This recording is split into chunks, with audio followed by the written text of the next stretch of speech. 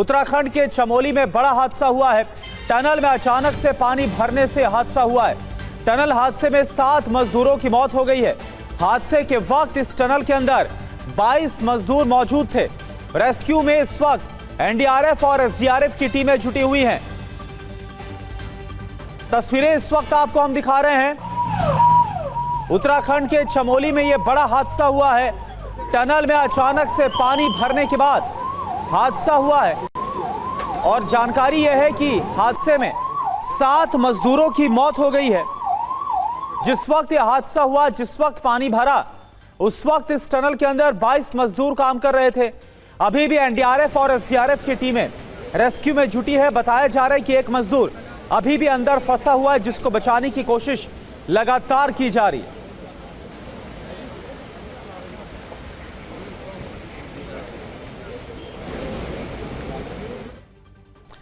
और 3 तस्वीरें इस वक्त आपको हम दिखाते हैं हादसे से जुड़ी हुई 3 तस्वीरें आपके सामने। किस तरह से चमोली की टनल में पानी भर गया अचानक से और इसके बाद हादसा हुआ। आपको बता दें, उत्तराखंड में लगातार भारी बारिश हो रही है और इसी के बाद यह हादसा हुआ है। इसके बाद कैसे रेस्क्यू ऑपरेशन चल रहा है और जो लोग घायल हैं, जो मजदूर हैं जिनको बचाया गया, रेस्क्यू किया गया, उनको इसके बाद अस्पताल में एडमिट करवाया गया। तो उत्तराखंड के चमोली में टनल धंसी है। टनल में अचानक से पानी भरने से हादसा हुआ है। भूस्खलन के बाद टनल में सैलाब आ गया। मलबे की चपेट में कई मजदूर आ गए। हादसे के वक्त इस टनल में 22 मजदूर मौजूद थे, यहां काम कर रहे थे। 14 मजदूरों को बाहर निकाला गया। हादसे में अभी तक 7 मजदूरों की मौत की खबर आ रही है। एसडीआरएफ और एनडीआरएफ का रेस्क्यू ऑपरेशन जारी है अभी भी। बड़ी बात क्या है, पिछले साल इसी परियोजना में हादसा हुआ था। सुरंग के अंदर 2 लोको ट्रेनें आपस में टकराई थी और हादसे में करीब 60 लोग घायल हुए थे। और अब टनल धंसने की वजह से और उसके बाद पानी भर गया और यह हादसा। तो हादसे पर उत्तराखंड के सीएम पुष्कर सिंह धामी ने क्या कहा, यह भी आपको सुना देते हैं। चमोली जिले के पीपलकोटी के पास बिरही पर जो टनल निर्माणाधीन थी, उस पर अंदर काम करने वाले जो मजदूर थे, उनके ऊपर कुछ वहाँ मड वगैरह आया है, ऊपर से कुछ भूस्खलन जैसा हुआ है। उसके कारण से कुछ लोग उसके अंदर फंस गए थे। इसमें कुछ लोग घायल हैं और पीपलकोटी के अस्पताल में उनको भर्ती कराया गया। सभी इलाज वहाँ पर दिए जा रहे हैं और हायर सेंटर भी बात कर ली है। यहाँ पर ऋषिकेश में भी सारी तैयारियाँ हैं। अगर किन्हीं को हेली लिफ्ट करवाना हो इमरजेंसी में या बेस हॉस्पिटल श्रीनगर में, सभी इंतजाम कर दिए हैं। ईरान ने अपनी मिसाइल और ड्रोन की ताकत का प्रदर्शन किया। ईरान ने जवाबी हमले और खुद को बचाने के लिए पूरी ताकत झोंक दी, क्योंकि सामने दुनिया का सबसे ताकतवर मुल्क था। लेकिन अब ईरान को इस बात का एहसास हो चुका है कि अमेरिका बहुत ज्यादा मजबूत नहीं बल्कि बेहद कमजोर देश है।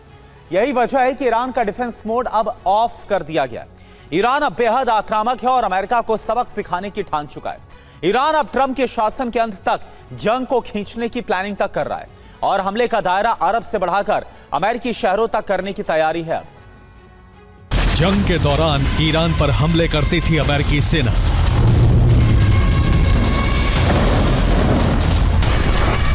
लेकिन ईरान का जवाबी प्रहार होता था अरब देशों पर।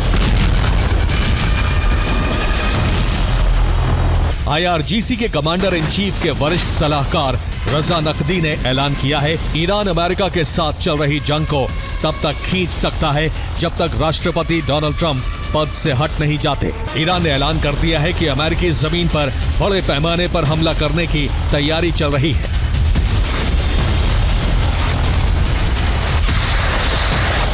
आईआरजीसी के रजा नकवी के मुताबिक ईरान बहुत जल्द दुश्मन के इलाके में ऑपरेशन शुरू करेगा। ईरान की सेना को सुप्रीम लीडर मुश्तबा के आदेश का इंतजार है। ईरान 2029 तक युद्ध को जारी रखने की योजना बना रहा है। अमेरिका में ट्रंप का कार्यकाल खत्म होने तक मिशन जारी रहेगा। अब सवाल है कि अमेरिका में हमले के लिए ईरान कौन सी मिसाइल का इस्तेमाल करेगा।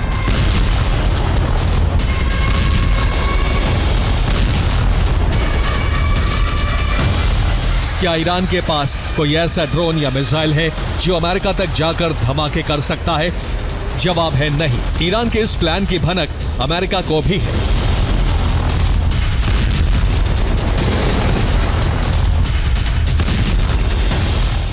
अमेरिकी खुफिया एजेंसी FBI हाई अलर्ट पर है।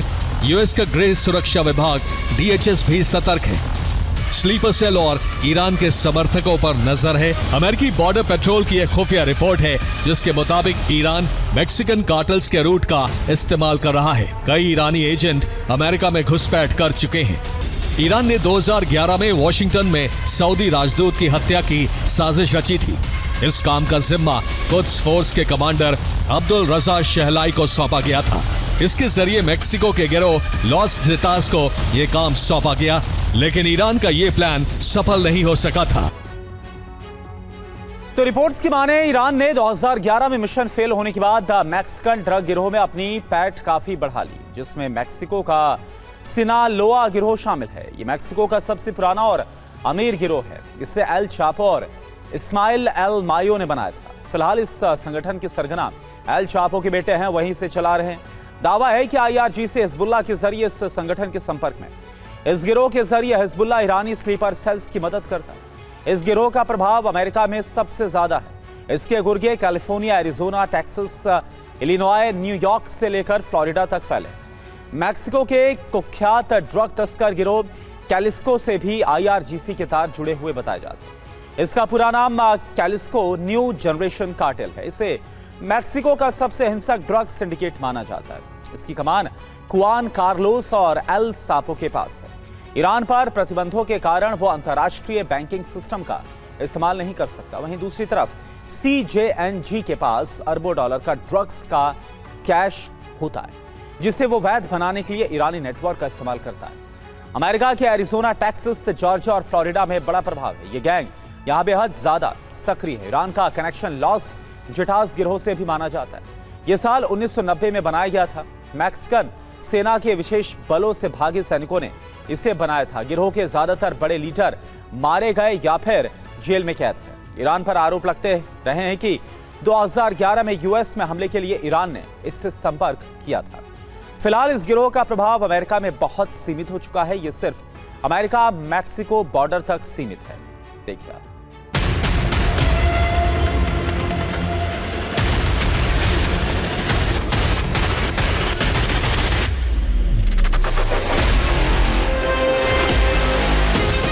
ईरान अमेरिका के बड़े शहरों को टारगेट करने की प्लानिंग कर रहा है ताकि दुनिया में अमेरिका में हो रही तबाही की चर्चा हो।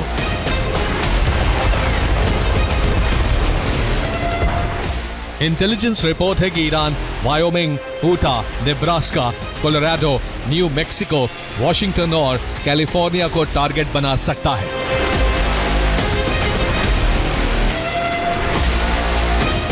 फिलहाल ट्रंप के शासन में मैक्सिको के ड्रग्स माफिया और तस्करी के तमाम रूट्स पर बेहद सख्ती है। ऐसे में ईरान अपने यूरोप कनेक्शन का भी इस्तेमाल कर सकता है।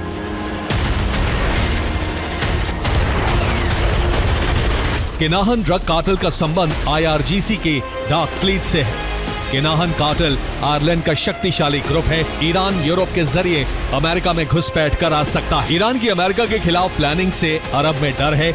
यूएई की तरफ से ईरान के साथ हमले न करने की डील हुई। यूएई ने बदले में ईरान को बहुत बड़ी रिश्वत पहुंचाती है।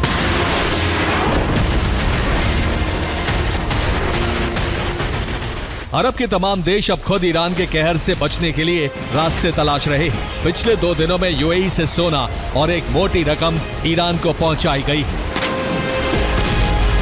एक रिपोर्ट में दावा है कि यूएई ने ईरान से गुपचुप तरीके से डील कर ली है, जिसके तहत अमेरिका के बिना इजाजत के यूएई ने ईरान की फ्रीज संपत्ति को रिलीज कर दिया। यूएई से ईरान में 2 विमान भेजे गए हैं। दोनों विमानों से कुल 1.5 टन सोना पहुंचाया गया है। ईरान पहुंचने वाला सोना 2000 करोड़ रुपए से भी अधिक का है। लाखों डॉलर भी पहुंचाए गए। कहा जा रहा है कि ईरान की फ्रीज संपत्ति का हिस्सा है। बदले में यूएई ने ईरान से हमले ना करने का वादा लिया है। अमेरिका को भी इसकी भनक लग गई है और इस खबर से अमेरिका यूएई से बहुत नाराज है। अमेरिका ने सीक्रेट डील को नाकाम करने के लिए यूएई के अल दफरा बेस पर तैनाती भी बढ़ा दी है। अमेरिका ने यह तैनाती ईरान की नाकाबंदी के नाम पर की है। यूएई के बेस पर कई जेट और हेलीकॉप्टर्स भेजे गए। यूएई ने तैनाती का विरोध किया है। देखिए आप।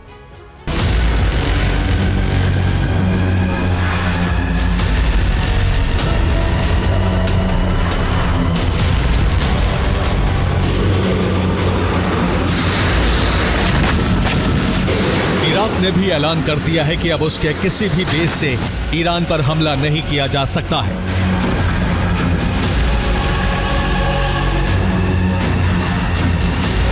इराक के प्रधानमंत्री अली अल जैदी ने एक कार्यक्रम में कहा है कि इराक अपनी संप्रभुता की रक्षा करेगा और अपनी जमीन या एयर स्पेस का इस्तेमाल किसी भी पड़ोसी देश पर हमले के लिए नहीं होने देगा।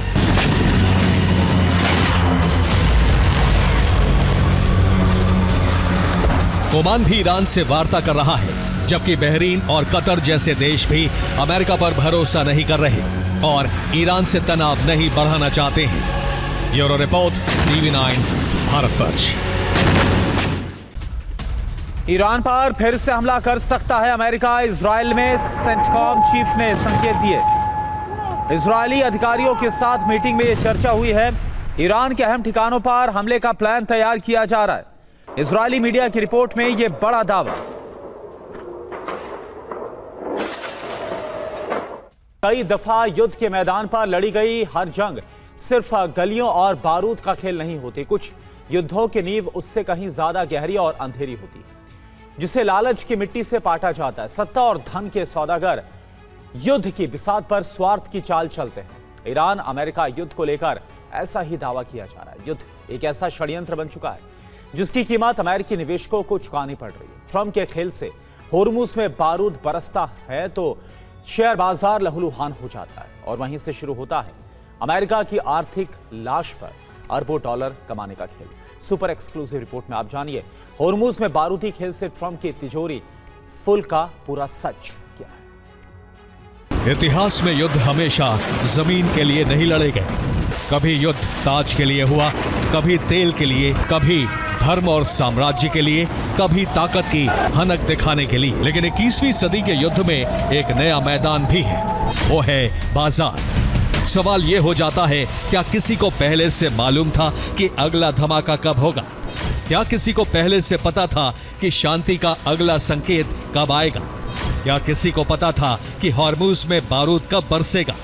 क्या किसी को पहले से जानकारी थी कब ईरान तक शांति का संदेश भिजवाया जाएगा? और आरोप के घेरे में सिर्फ अमेरिकी राष्ट्रपति डोनाल्ड ट्रंप नहीं, उनके करीबी जेरेड कुशनर और स्टीव विटकॉफ भी हैं, जिनको लेकर ईरान ने दावा किया है युद्ध और कूटनीति के संकेतों की टाइमिंग ने बाजार में ऐसे उतार चढ़ाव पैदा किए जिनसे अंदरूनी जानकारी रखने वालों ने मार्केट में ताबड़तोड़ खरीदारी की, जिससे ट्रंप के करीबियों ने अरबों डॉलर कमा डाले।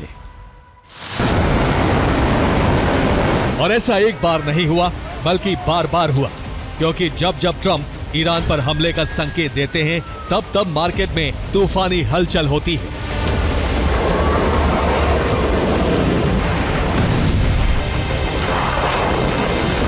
और इसी तूफान के बीच ट्रंप के करीबियों की तिजोरी भरने लगती है।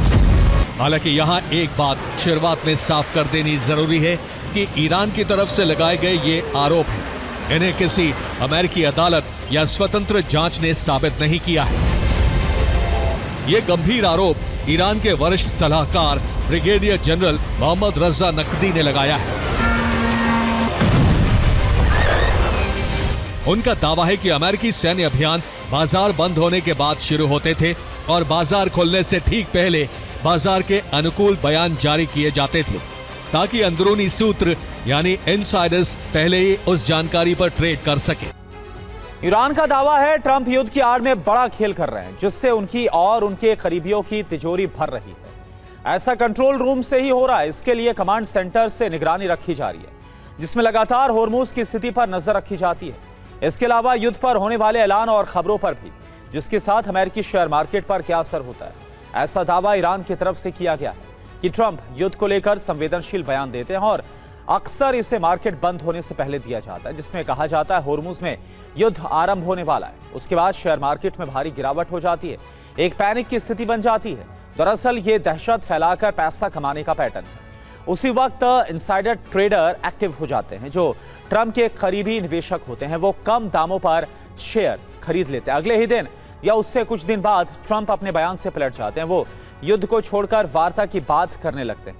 ऐसा मार्केट खुलने के बाद किया जाता है, जिससे होर्मुज में सामान्य स्थिति का दावा किया जाता है। इससे शेयर मार्केट में उछाल आ जाता है, सकारात्मक संकेत मिलने लगते हैं। दरअसल इसी पैटर्न में फिर से इनसाइडर ट्रेडर एक्टिव हो जाते हैं, जो कम दामों पर खरीदे गए शेयरों को ऊंचे दामों पर बेचकर भारी मुनाफा लेकर निकल जाते हैं, जिनमें अधिकतर ट्रंप के करीबी होते हैं। ऐसा दावा ईरान की तरफ से किया गया है। यानी जब जब हॉर्मुज में बारूद बरसता है तो क्या ट्रंप की तिजोरी में डॉलर की बरसात का संकेत मिलता है? ऐसा कई बार हो चुका है। 10 जून को ट्रंप ने कहा था समाधान नहीं निकला तो ईरान पर बहुत बड़ा हमला करेंगे। इससे अमेरिकी शेयर मार्केट सेंसेक्स, नैस्डैक 1.98% गिर गए थे। 11 जून को ट्रंप पलट गए। उन्होंने कहा ईरान पर संभावित हमला रद्द करते हैं, वार्ता जल्द हो सकती है। इससे नैस्डैक करीब 2.54% उठ गया था। इसी तरह का पैटर्न 8 जुलाई को देखा गया, जब ट्रंप ने कहा था मैं किसी भी सूरत में ईरान से करार नहीं कर सकता, हम युद्ध के लिए तैयार हैं। इससे नैस्डैक में करीब 1.5% की गिरावट हुई थी, जबकि 13 जुलाई को ट्रंप ने फिर बयान दिया जिसमें कहा ईरान नाकाबंदी पर शर्तों के साथ वार्ता को तैयार है, जिसके बाद नैस्डैक में 1.6% की बढ़त हुई थी। हालांकि अगस्त में भी ऐसी ही खबरें आई थी, जब ट्रंप के बयान से शेयर मार्केट में हलचल मच गई थी।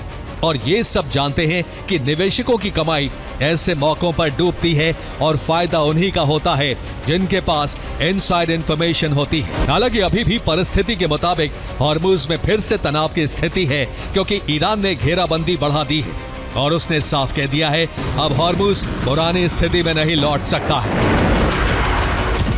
ईरान ने हॉर्मुज में मजबूत घेराबंदी की हुई है, जिससे अमेरिका प्रवेश नहीं कर पा रहा। बंदर अब्बास में ईरान का नेवल हेडक्वार्टर है। ईरान के पास 90 से 100 छोटे बड़े युद्धपोत हैं, जबकि 20 से 25 सबमरीन बताई जा रही, जिसमें फ्रिगेट क्लास के 5 शिप हैं। आरिस्सा देना, आरिस्सा शाहांद, आरिस्सा जामरान, आरिस्सा अलवांदा और आरिस्सा अलवरोज, जबकि कॉर्वेट क्लास में आरिस्सा बायुंदर और आरिस्सा नागदी जैसे शिप मौजूद हैं, जिनके जरिए उसने हॉर्मुज में नाकाबंदी की हुई है, जो अमेरिका पर भारी पड़ती नजर आ रही है।